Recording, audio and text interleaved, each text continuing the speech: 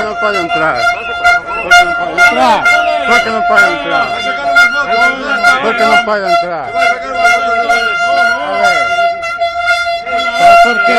No, pido que se me explique. No, que no me toques. No me toques que estamos públicamente. ¿Por qué no puede entrar? No, pero que me expliquen por qué no. Es un contribuyente, ¿por qué no puede entrar? ¿Pero por qué no?